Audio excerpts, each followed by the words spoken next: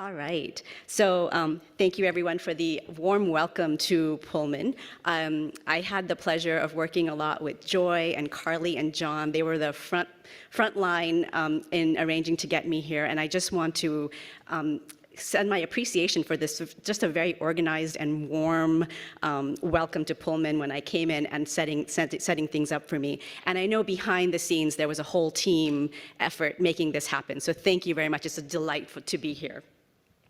So today, my focus is going to be on, obviously, UDL, because that's what the whole day is about. And what I hope that people take away from this day is just like a few small strategies that you can do to broaden what you do to support learners. So I know that everybody here is at different points on what they know about UDL. We might have some people who have been using it for a while. We might have some people who don't even know what it is.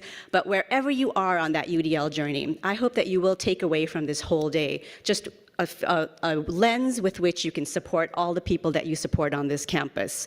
I do want to start off by acknowledging that all of us have been through an extraordinary 2.5 years. And I know how tired everybody is. Faculty are exhausted. We've all flipped and pivoted, and we've supported students, and we've had stressors in our personal lives, and our students have been stressed. So we are all here today learning about something in the context of already having done so much, and I know people are really tired. So I do want to start off by saying that the good thing about what I'll be talking about today, and I believe the other speakers will be talking about, is this is not a new system. You don't have to make wholesale changes. You don't have to throw everything away and redo things. But what UDL will give you is just a new lens to look at things you already do. And you can decide how much you'd like to do in your roles. And UDL is really appropriate for whatever roles you're in. I know we have many course instructors here today. Some of you might be primarily researchers. You can use this with things that you do with your advisees and your mentees. Some of you might be student support people. You can apply this to programs and student support. And some of you might be administrators, and you can apply this to supporting the faculty colleagues and the programs that you support. So UDL is really beautiful because you can design whatever you're doing to be supportive of more of the people who you support. I also want to give a shout out to the grad students who are here, who teach and do research, and I think this will be useful for you as well. So before I begin, I do want to say that everything that I talk about for this hour and 15 minutes is in this handout. So if you want to take this tiny URL down or take a picture of this, you can go to this, and it has all the information that I'm talking about and more. So I've added in this handout links to things you can go to on your own later to take a look at some of this information and go further. So I'll give everybody a moment to snap their pictures or type this into their phones to access the handout. You don't need the handout right now for the talk, but if you'd like it for later, all the information is here. So I'm going to start today with a story about myself as a freshman. I'm going to take you back to the late 1980s when I was a freshman at UNC, University of North Carolina, Chapel Hill. So in my freshman year, I had the honor of being put into the honors program, just solely based on my high school GPA. I had a high enough GPA, so when I came in as a freshman, I was automatically in the honors program. So I was excited about everything. I was a curious student, so I decided to take a class on poetry because I didn't really know a lot about poetry. So I was very excited, curious, enrolled in this class, and everything was going great for the first 3 weeks. We had a really engaging and exciting professor. He liked to read poetry in front of our class, and he was very emotive, and he made things, and he really engaged all of us as learners in his readings and interpretations and the discussions in class. So I was doing great. I was following along. I was engaging. I was writing my reflection papers after class, and everything was great. Then, in week 4, he dropped the bomb for me. He told us what one of our final assignments was going to be.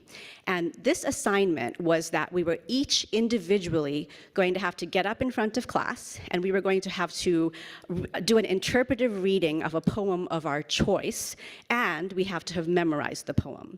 So immediately, 18-year-old me, all the alarm bells were ringing because I was a very shy person. I had never done any public speaking. I would never have imagined that I'd be up here today talking in front of an audience. And I had gone to a decent public high school, but in my high school, we did presentations, but nothing like an actual talk, like in front of a classroom of students. So for the rest of the semester, I was so anxious about this upcoming assignment that I couldn't really enjoy the class anymore. And I was a diligent enough student that I came to class, I did the work, I participated, I did my reflections, and I got good grades. But I kind of checked out because all I was worried about was, how am I going to do this thing? I have to get up in front of class in November, and I have to memorize a poem, and I have to talk about it or to do it interpretively in front of class.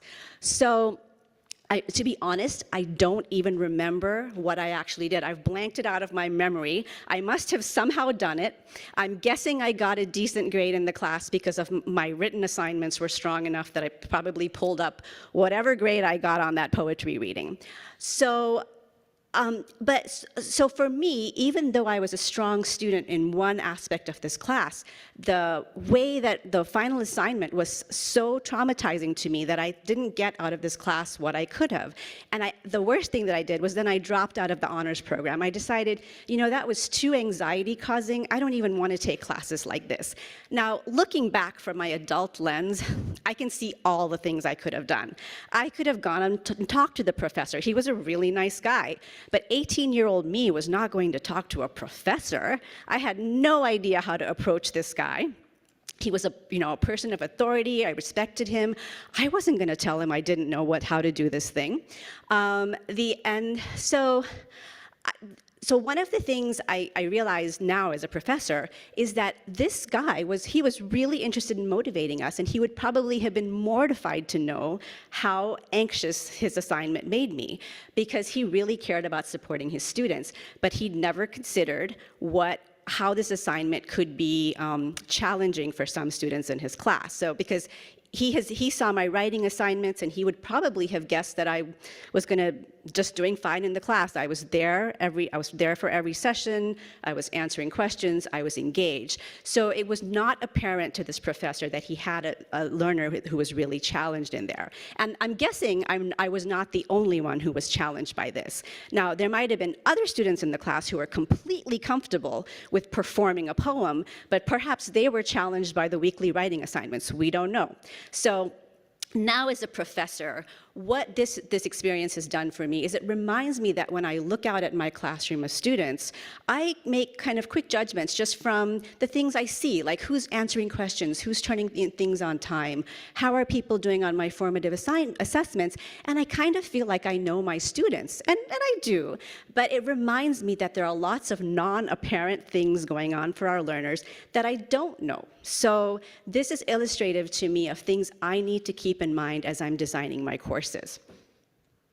So this anecdote illustrates a key concept behind universal design for learning, which is the concept of learner variability. So this takes us away from the notion that there are certain types of students that need support, and it has us thinking about how everybody has a universe of things that they bring to the classroom.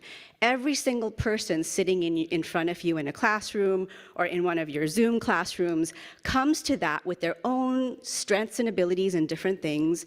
They come with their own preferences and interests, and those might even change. Their preferences might change given the context. They come with their backgrounds and experiences, and each one comes with their own support needs. So learner variability is a key to UDL when we're thinking about designing with UDL.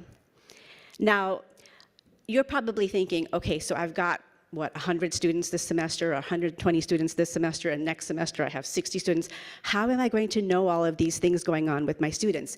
The good news is you actually don't need to know what every single student's universe of strengths and backgrounds and abilities are.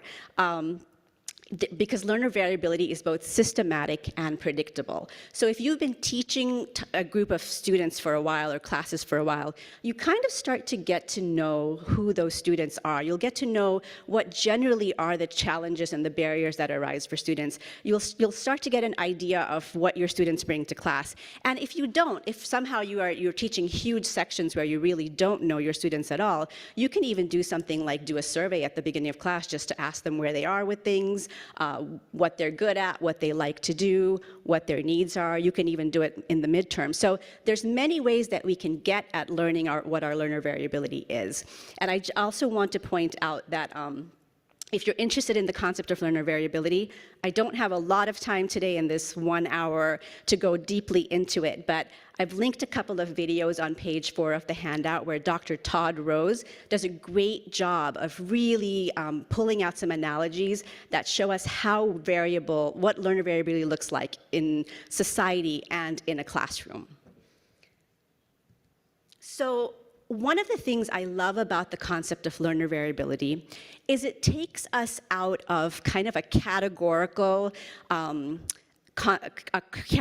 approach to diversity. So sometimes in the past we've thought like our diverse learners are the ones who are maybe culturally different or linguistically different, or we might have students who need specific supports. The Access Center might send us a notification saying that this student has a disability, or we know that we have an international student who might need support with language because English is not their first language. And so what learner variability does is lets us start thinking about, yes, all of these students who might have apparent needs that we get a notification about, or that it's apparent that there's diversity with their background, definitely it's good to provide the supports that you can. But what we can do with variability is look at the fact that everybody in our classroom has different needs, whether we see it or not. So if we start designing for learner variability from the outset, we will start broadening the range of students for whom we make our class viable and supportive. So rather than just having accommodations for specific students, if we put some of those things into the broader curriculum, we can start broadening out the people who we support. So I'm going to take a moment. I'm going to stop and let you kind of chew on that. I'll give you just about 3 minutes to you can do this in any way. You can just sit and think alone if you'd like. If you'd like to talk to your partner next to you, feel free to talk at your table. But just take a few moments and think about learner variability factors in your setting. So that could be learner variability in the courses that you teach or the students that you support or whatever you do. And also the challenge question here is, what are some things that you now know, having taught for a while, that could be the non-apparent factors, like the things that my professor could not see about me that were challenging for me? So I'll give you 3 minutes. All right, that has been about 3 minutes. I know we could probably spend a lot more time diving deeper into this, but this is a question you can mull on when you're planning your courses or revising your courses next. And consider it a little bit more. I hope you were able to dig into some things that you might not see about your students. And I'm going to connect this to UDL. This is the next part of my talk, is actually connecting this idea to what we can do as faculty and staff and administrators. So now what I'm going to do is going to give you the quickest history of UDL ever. There's a lot. There's decades of history that I'm going to compress into about 3 minutes to make some key points. So universal design for learning came from the concept of universal design. And universal design was a term coined by Dr. Ron Mace at North Carolina State University in the 1980s. Dr. Mace worked with a team of architects and environmental designers and researchers and product developers to make things in the physical environment more accessible. So these folks looked at how to make the design of spaces and physical things that we access more accessible to everybody in society. So they went from the angle of how can we make things accessible to people with disabilities, but broaden it so that it's accessible to all people.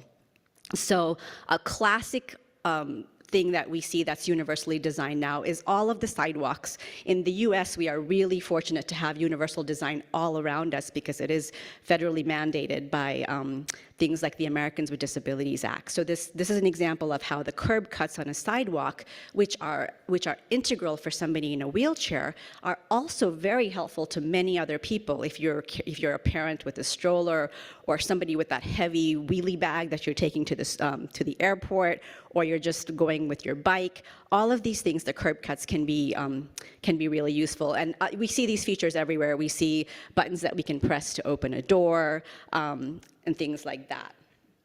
So I want to take us, again, that was my short history, but I'm going to take us to how the thinking that goes on behind UD. So I have a picture here of an old building, and if you imagine yourself standing in front of it, your goal will most likely be to get into the building. That's why you would be standing in front of it. So as somebody who is looking at environmental design, you might ask yourself, what is the barrier to my goal of getting in?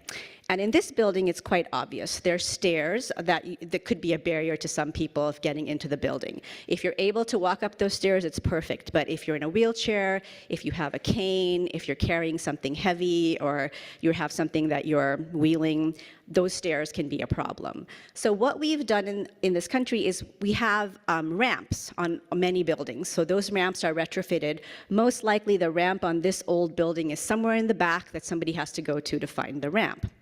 Now, here's an example of building the ramp right into the design of something that you're doing. So here, you've got the ramps built in with the stairs, so it's accessible to all by design from the outset. So it's somebody in a wheelchair who cannot go up those stairs doesn't have to go around to the back. It's right there built in. So this is an example of proactive design where you're building the supports right into the main thing that you're designing. So universal design, again, Dr. Ron Mason and his team, their idea was to reduce barriers in the physical environment through design and to provide access to the greatest number of users possible. So that was their idea. And in the 1990s, this organization called CAST, which is a nonprofit near Boston, Massachusetts, started to think about, let's take a look at this universal design concept and look at the learning environment. So look at both the physical access to the learning environment, but also cognitive access to the learning environment. And that was the beginnings of universal design for learning. They were looking at reducing barriers in the learning environment and supporting all students by design. So again, I've compressed a lot of time and a lot of development into a couple of slides. And if you're really interested in this, I would recommend, if you look on my digital handout, I have some links to a book called UDL Theory and Practice. So those of you who are real UDL aficionados can go and you log into the book, but it's free to get the login. So if you want to read all about the history of how UDL was developed by CAST, I really recommend that. They talk about the research done behind it. They did research on the learning sciences and the neurosciences to come up with the principles of UDL. And one of the, I think for me, this is maybe the key phrase about UDL. When I was a graduate student myself and doing my work, when I came across this sentence, it just sparked me. And to this day, I see my students just, when I teach this in class, just light bulbs go off about what's going on. And this phrase is credited to Dr. Ann Meyer and Dr. David Rose, who were the co-founders of CAST. But they really started to focus on the fact that it's not the student who's the barrier. It's not the student who is challenged. We need to start looking at the barriers in how we teach and what we teach. So the barriers lie in the curriculum, not the student. And if you start thinking in that way, you can start realizing where you can put in the supports and the scaffolds that will reduce those barriers for students. So I'm going to now just do a kind of a quick overview of the UDL guidelines. What I'd like you to do is, if you're here in person, if you can find that one-page UDL guidelines and have it in front of you. I'll be referring to it for the next several slides. If you're one of our Zoom remote viewers, if you will go to the digital handout, you will be able to click on the first page. There is a link to one-page PDF of the digital of the UDL guidelines. So I'll give everybody a second to pull that out or click on it from CAST's webpage, just so you have it in front of you as I talk about the next few slides. So just as a very quick orientation, this is maybe a refresher for some of you who are familiar with UDL.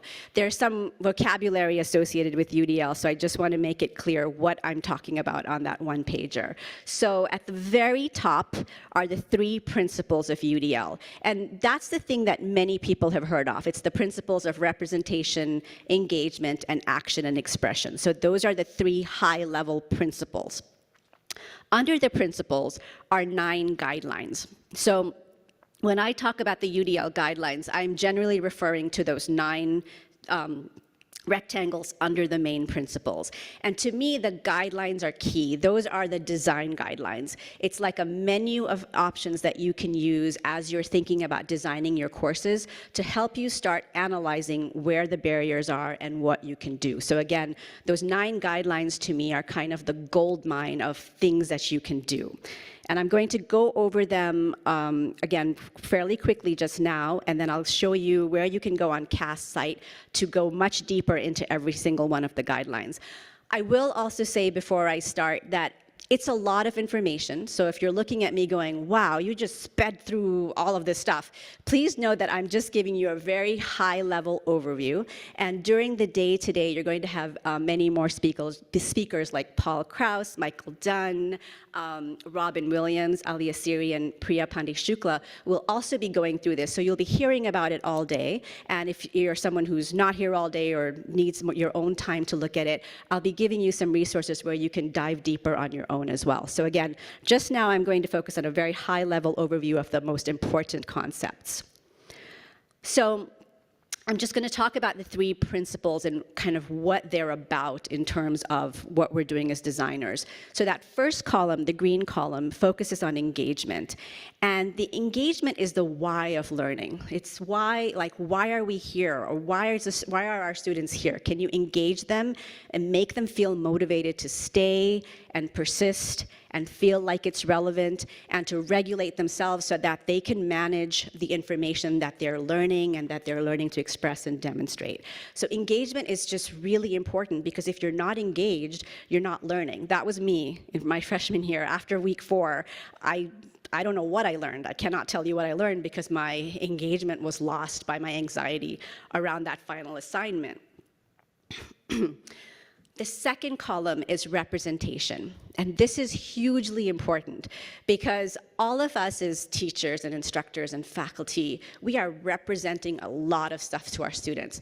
So representation is both the things that we ask our students to read, the videos we ask them to watch, the lectures, us talking, the discussions. It's all of that input coming at us, at our students, for them to understand the concepts in the class. So representation is huge. We do a lot of representation of information as college instructors. And the UDL guidelines under that talk about not just providing multiple formats. So this is one thing that's often misunderstood with UDL. People think it's just about providing my stuff in multiple formats. It is about that, but it's about providing that with intentionality. And I'll talk a little bit more about that intentionality, but it's not just providing multiple formats, but ensuring that we're helping students meaningfully comprehend that information, get into it, understand what's important about that information, understand the language and the symbols, and then be able to actually internalize it enough to generalize it in ways that we want. So what I love about this, it's not just about formats, it's about what we're taking in and really understanding. And then that third column on the right is action and expression, and this is the how of learning. So this is how students can actually demonstrate and express what they've learned. So this is really important. And the guidelines under action and expression are about giving students tools to express what they know in different ways. But also, just like what I said for representation, it's not just about multiple formats. Sometimes it gets, this principle gets reduced down to, oh, I'll let them make a poster or give a presentation or write a paper. That might be a good strategy. That really depends on what your goal is. Or that might be a terrible strategy. Sometimes giving too many options can be mind-boggling to students. So we're gonna go through a process at the end of this talk on how to decide what to do, what to give. But most importantly for me about this guideline, it's one of my favorite, it has many things I really love. This one talks about how can we support the expression. So what are some of the scaffolds that we can put in along the way, or the supports we can put in to help students be able to express what they know, whether it's an exam or a written essay or a presentation or whatever they're doing. The other thing that I think is really huge under this principle is the executive function guideline that you'll see at the very bottom. Supporting executive function is huge because that is about how do you get to the point where you're expressing information. That can be helping students break down a large task and set goals in between, making sure they're on track and all of those things. So again, I want to emphasize that sometimes if we just look at the top 3 principles, it looks like it's just about provision of different formats, but these guidelines are about going deeper. What can we do? Not just giving different formats and different ways to do things, but what can we do to meaningfully support students in engaging with that information, being able to articulate what they learned. And I just want to point out that, as I mentioned, there's a lot under this, and under each of the guidelines, there's these little bullet points called checkpoints. I won't even go there in this short talk. But if you're interested in learning more about what to do with this, if you go to that website right here, that's on the URL that's on the screen, and also on the digital handout, and you scroll about halfway down that screen, you will find an interactive graphic, and you can click on any one of those points that you see on this one pager, and CAST has put together actual strategies and ideas and what you can do. So this is a wonderful resource. I was going to click on it, but I'm not going to mess with it because I decided I don't want to mess with my slides right now, my computer screen. But anyway, so this is where you can go what I sometimes do when I am revising one of the courses I teach and I just want some ideas, I sometimes just go into this. I identify a barrier in something that I'm doing, and I go in and I'm thinking, maybe I can think about how to engage students more, and I'll go in and read some of these to give myself ideas. So it's just a resource you can use while you're designing or redesigning your courses. So, how can we actually use all this to design for learner variability? I want to tie in those 2 concepts. I started with variability, then I went into UDL.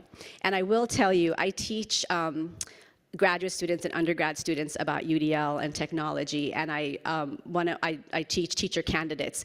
And sometimes I'll see my students just looking at me saying, "You want me to do all that? I can't do all that." So I always tell my students, you do not have to use every single one of these guidelines for everything you do. This is just a menu of options that gives you some ideas categorically of things you can work on. So there's nothing compelling us to do every single one of these things in every single course or every single activity. That is not the intention of UDL. UDL really is it's a resource and a menu to have us think about broadening what we do. So the way when I teach my students in my classes to use UDL, I first tell them the first thing we need to do is identify the barriers in our curriculum and our instruction. And if you're not somebody who teaches courses, if you're more of somebody, if you advise students or you're a mentor, you can look at the barriers too that are going on with the people that, what are you doing, what are you teaching and mentoring, or if you're somebody who runs programs or student supports, you can do the same analysis for whatever it is that you're doing to support other human beings. And then the second part of using UDL is integrating the supports that are UDL-based into whatever you are working on, whatever it is that is useful for you. So let's go back to the late 1980s, to UNC Chapel Hill and my professor, and what he might have been able to do in that assignment that might have helped me. Okay, so some of the things my professor could have done. First, he could have identified the goal for that activity. He may have done that. He had a good goal. His goal was that the students in this class need to synthesize everything that we've learned for the semester, things that he's been modeling and teaching us. And his goal was that we then actually perform that in front of the class. So that was his goal, for us to be able to read a poem interpretively in front of the class. That's a perfectly fine goal for an honors poetry class. But what he may not have done, most likely, he was probably really comfortable with performing poetry. That's why he was a literature professor, and that's why he was doing that. So when he came up with this assignment, he probably didn't realize that there are students in this class for whom this is just going to just like bring alarm bells like it did for me. He also maybe assumed, I have a bunch of honor students here, they're probably they got this, but that's not the case when you're 18 or any age actually. It doesn't mean that just because you're in a class you have all the prerequisite knowledge. So even though I could have written a wonderful essay for my final assignment, I just didn't have those skills, again, to be able to do the public speaking. So one thing my professor could have done is if he had considered, if he'd actually looked at the barriers, he might have seen that just speaking in front of people is a barrier from some of his students. He might have identified that some of his students may not have the prerequisite skills to do an interpretive reading. There might have been students in there who might have struggled with memorization as well. That might have been something that would be really hard for some students. So he might have identified, if you look on this slide with the number 1, he might have realized that there are some threats and distractions for students. So if you look under that recruiting interest guideline, there were some real threats for me and probably some other students in that class. So one of the things that he might have done is think about how to minimize those threats and distractions for the students for whom it was a problem. Now, I gave my example of my public speaking fear and my lack of knowledge of how to do it, but there might have been other students having other issues with that assignment. There could have been students in there who are not sure which poem to select, or just how they may have been struggling more with the interpretation. So again, there could be a range of struggles going on that he might have identified had he done this analysis for his final assignment.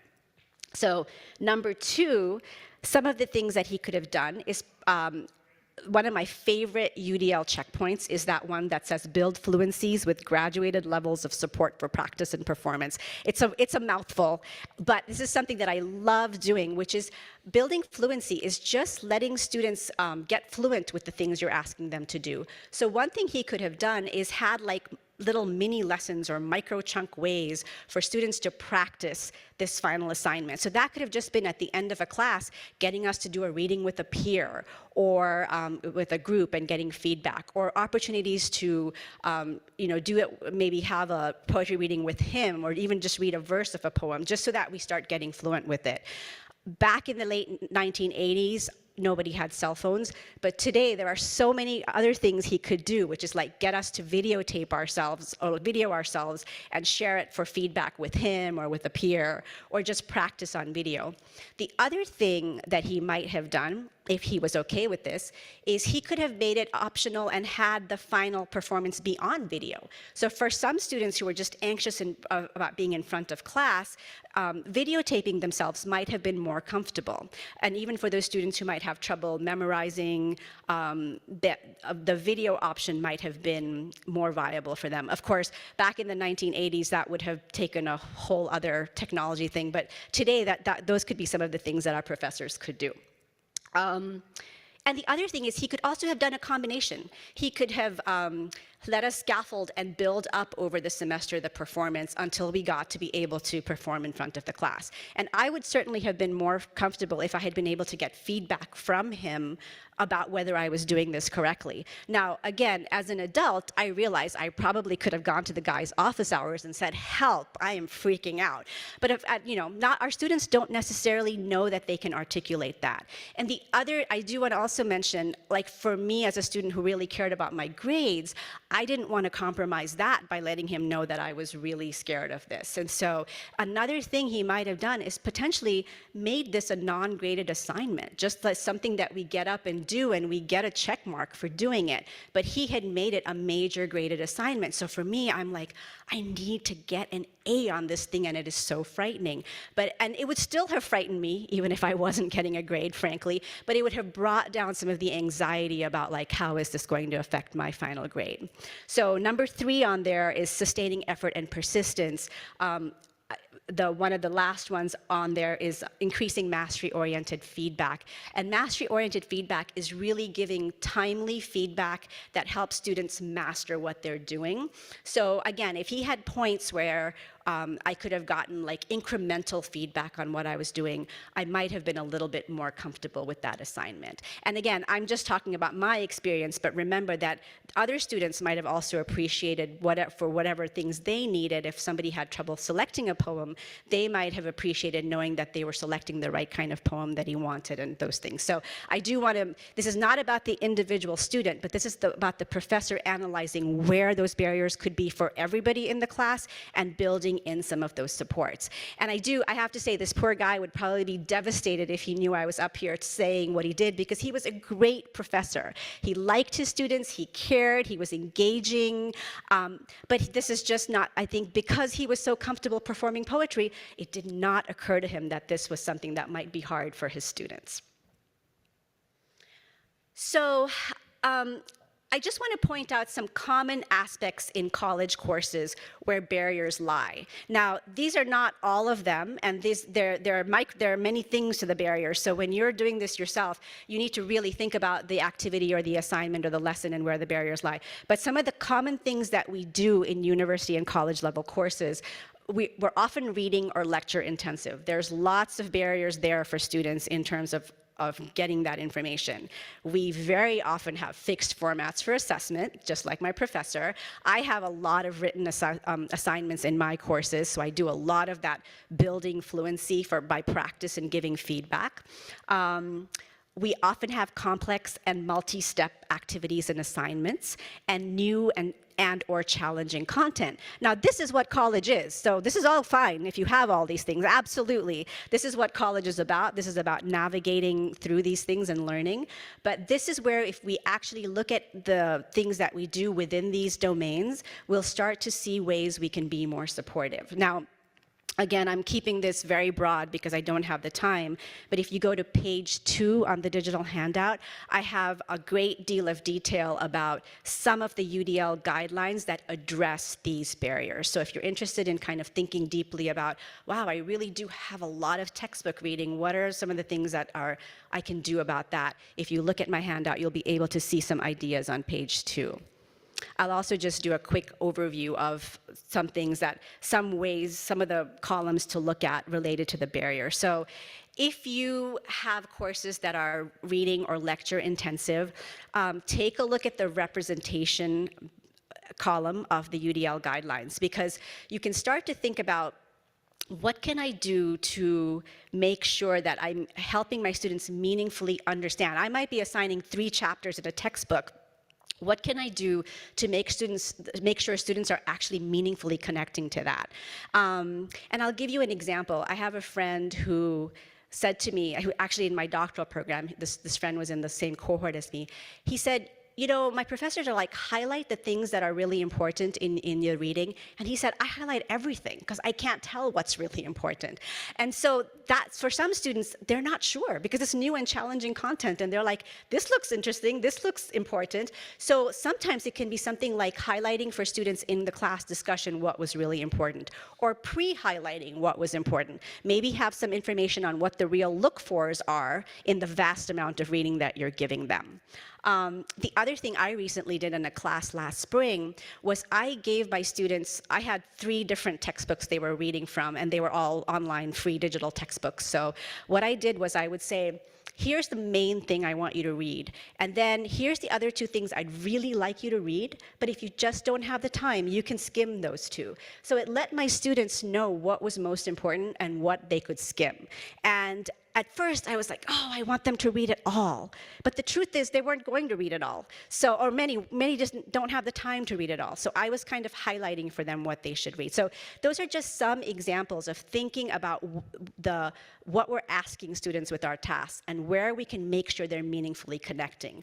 Sometimes it could even be, if you're giving students a lot to read, sometimes people think, oh, we need to also give them a different format. So that might be something. You might make really short little videos of yourself highlighting key points and just put it up on your learning management system. So as they're reading, they can also see the professor just talking about the key points that are most important. Or you might find a YouTube video that enhances something and give them that. So again, the multiple formats doesn't mean you have to give the whole reading in another format. I mean, that's okay too if you'd like to.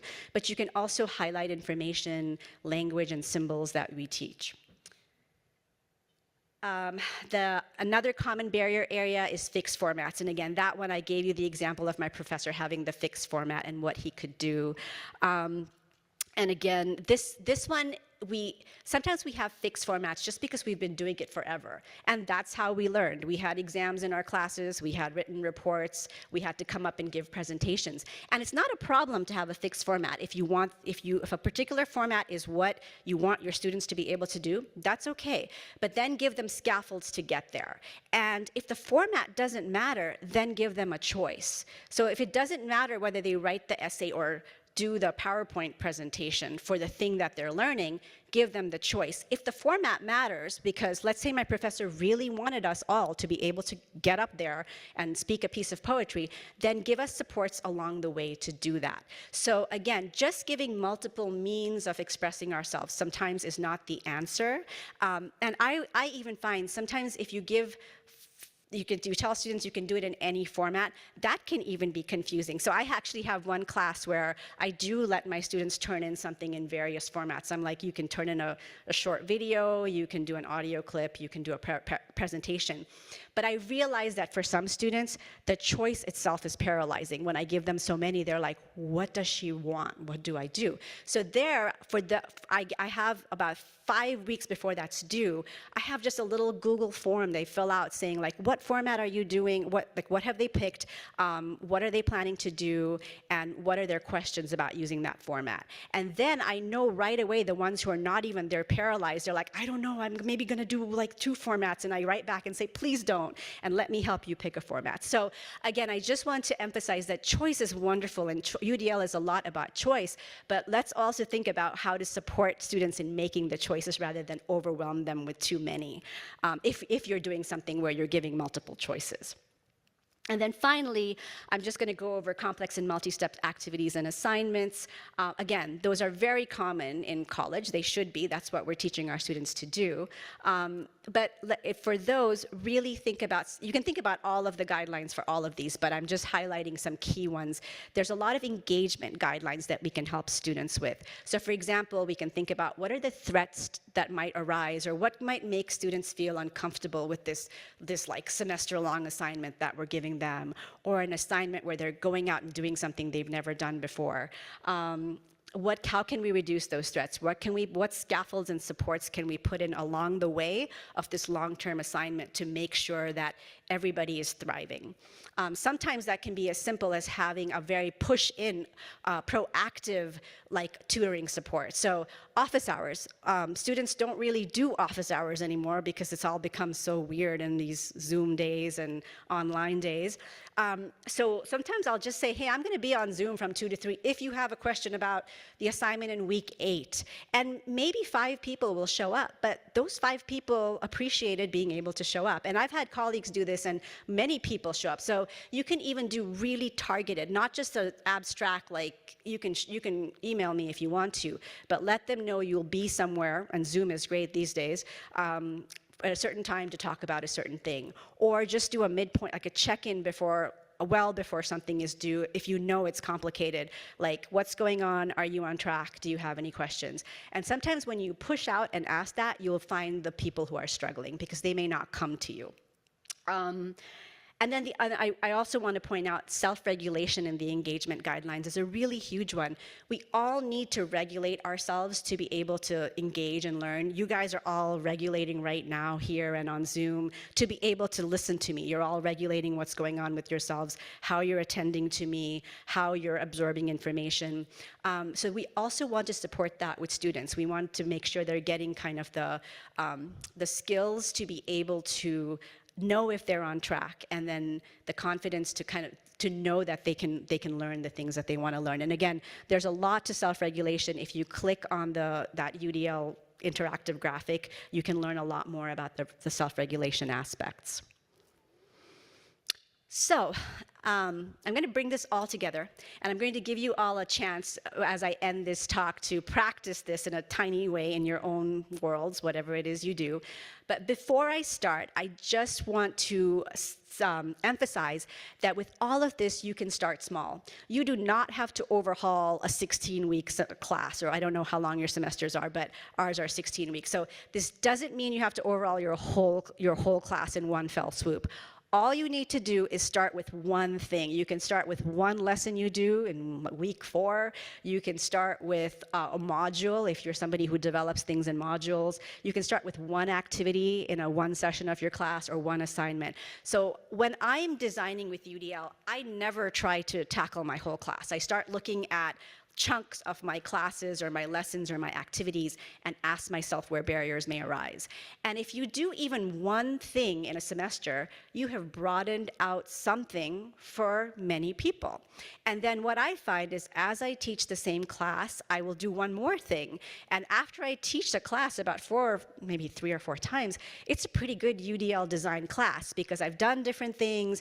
I've also started to see how my students each semester react to those things. And sometimes I'll do something, if I make a UDL-based change, I'll even have like a quick little survey at the end, like how did that work for you? Which options did you like? What did you like about it? So it gives me feedback on which of my little design tweaks worked for people and which things I might, what I could do more and better of. So really, the process of starting with UDL is just asking yourself, what is your goal of this thing that you're doing, the goal of that lesson, that activity, that assignment, and put it in the simplest of terms.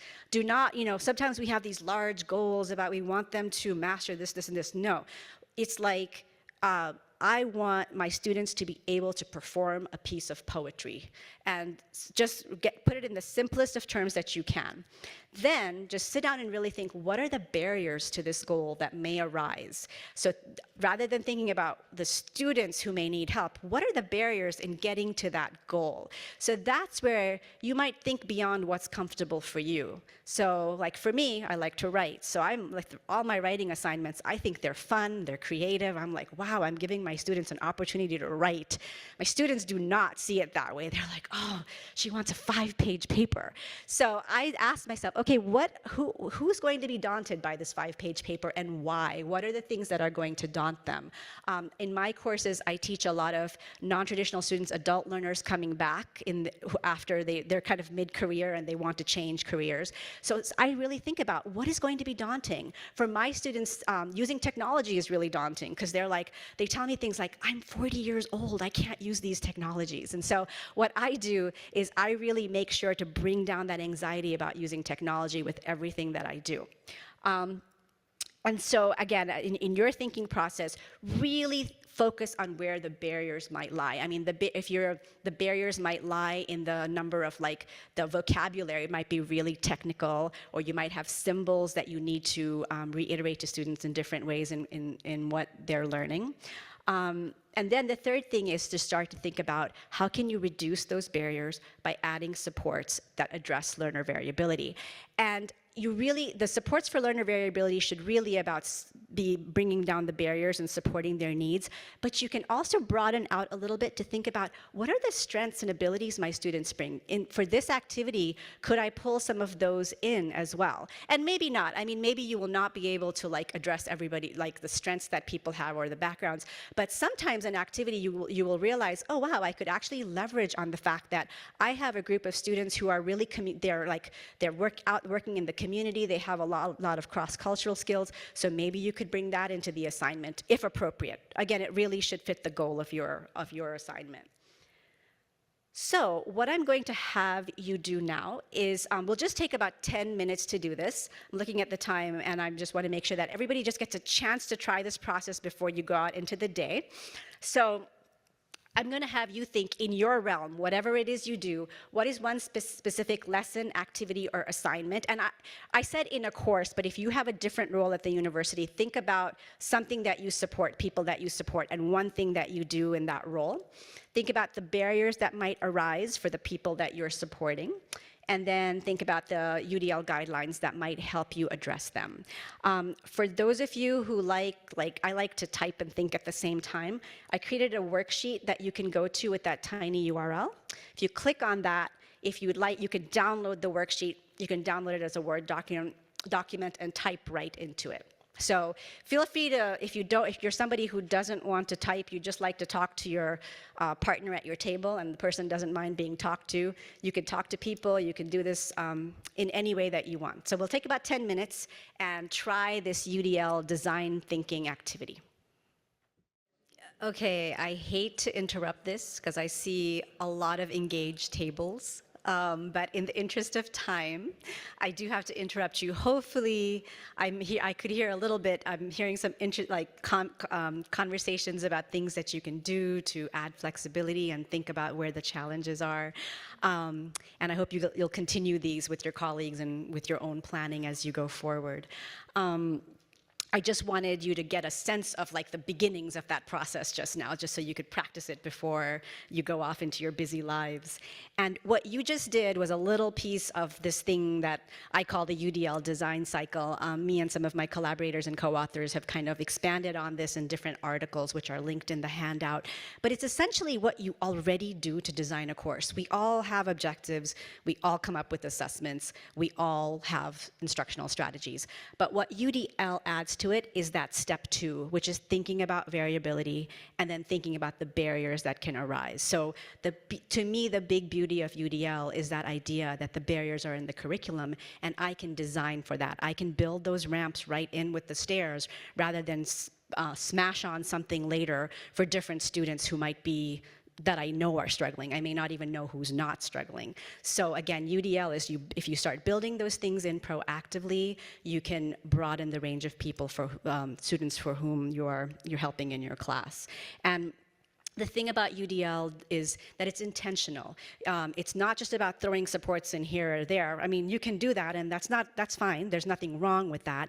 But just adding different supports in may not be getting to the core of the barriers for specific things that you're doing. So that's one really important thing about UDL. You might be someone who already does many flexible things, and that's wonderful. But if you actually start analyzing specific activities and lessons and assignments, you might actually find some barriers you hadn't thought of. It's proactive because you're doing it before the fact, before you know that students need support, and it's inclusive because you're putting in supports that will help learners that you know need the supports, but you're also including the broader range of students who you may not know but will be really benefiting from those supports that you're giving for everybody. So UDL takes us from that notion that we need to provide accommodations for certain students that we know about, like the ones that we get that notification about from the Access Center, or the students who are just for some reason obviously needing our support, and we're building in those supports so everybody can avail of them. And that makes the class more inclusive for all students because they're not kind of the special students who you're pulling out for certain things. You're giving those supports to everybody. And I do want to just give a shout out to this is the book that the Teaching Academy has you folks reading, and I love this book, Reach Everyone, Teach Everyone. So Tom Tobin and Kirsten Brayling talk about many of the things that I've talked about today and go into some ideas for doing all of these things that I'm talking about. And they also talk about incrementally start with one thing. Don't try to do everything at the same time because we are busy people. So I'll wrap up here. Just if you take away 3 things from today as you're going forward into the other talks today, learner variability is the norm in our classrooms. There is nobody here who has one kind of student in their classroom. There is no typical student. We are faced with people in front of us who've got that whole universe of things going on that I had in the variability slide. So as faculty and staff and administrators, it's important for us to really consider where barriers can arise in the things that we do for the people that we serve. And then we can design proactively and integrate supports for that learner variability. And I don't know about you, but I actually find it to be a really fun, creative process if you start thinking this way. Rather than being something onerous that you have to do, it can be fun in a semester just to identify one thing that you're going to change. Again, you don't have to change everything because we don't have the time for that. But the next time you teach the course, think of the one thing that maybe the students did the worst on or just seemed to be the hardest for you to explain. When I find myself explaining something over and over, I realize the barrier is me. It's not the students not getting it. So that's the kind of low-hanging fruit. Where are the challenges? And those are the ones that you can look at. And Tom and Kirsten talk about that in this book. So if you get a chance to get this book, I highly recommend it. And that's it. So finally, I just have this graphic to show how the circle is maybe our courses now, and we've got students floating around a little bit outside for different things for various reasons we may or may not know. And if you start using UDL, it kind of stretches out our course to bring people in. And we may not even know that we've done it, but by being flexible, you are bringing people into the universe of understanding and really learning and having a good learning experience. And finally, I will end here and I'll open up for questions and comments if we have time. But again, my big takeaway today is start small and keep building. This doesn't have to be a mountainous task, but it can be a fun task if you start looking at it as a little thing that you can do incrementally.